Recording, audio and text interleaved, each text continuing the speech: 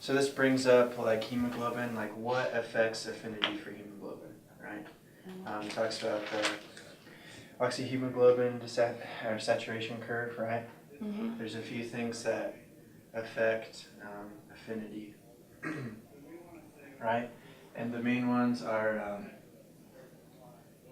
temperature, CO2 levels, pH, and 2,3 DPG or BPG, apparently. Okay?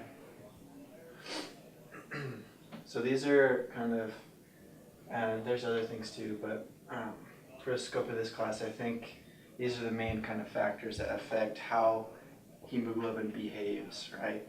Mm-hmm. For example, if we increase temperature, increase CO2, which lowers pH, and increase 2,3 DPG, we're going to lower affinity.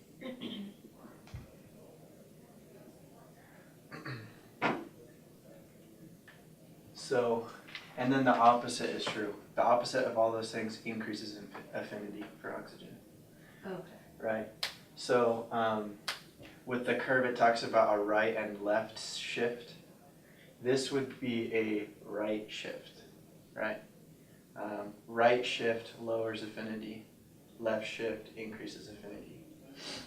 So yeah, this helps hemoglobin be efficient, right? Because you want it to pick up oxygen at the lungs, right? As much as possible.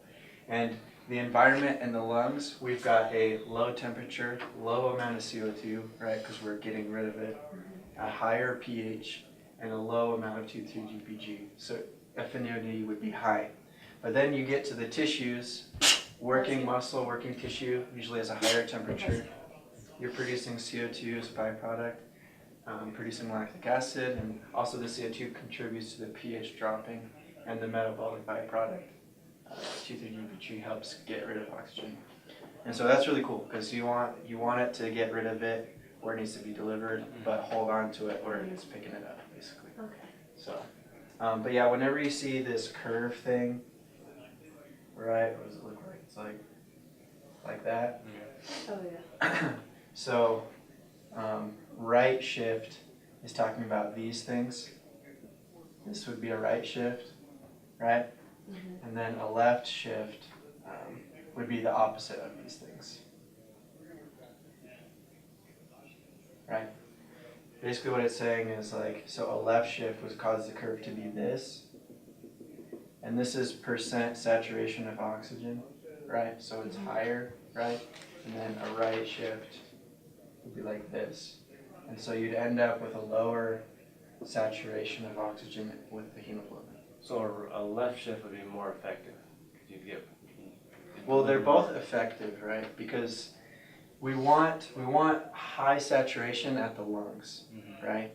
But when the hemoglobin gets to where the oxygen needs to be delivered, you don't want it to be saturated. You want it to give it off, and so you'd want it to be low. You know what I'm saying? And so, and this kind of naturally happens in the body, and so it makes it good. Because if it was just right here, you wouldn't be super good at picking it up. You wouldn't be super good at giving it off either. And so, yeah. So yeah, I've never seen it called BPG. That's but cool, because I remember talking about the 2,3 DPG last time, but then I read this and I was like, oh. That threw me. Okay, cool.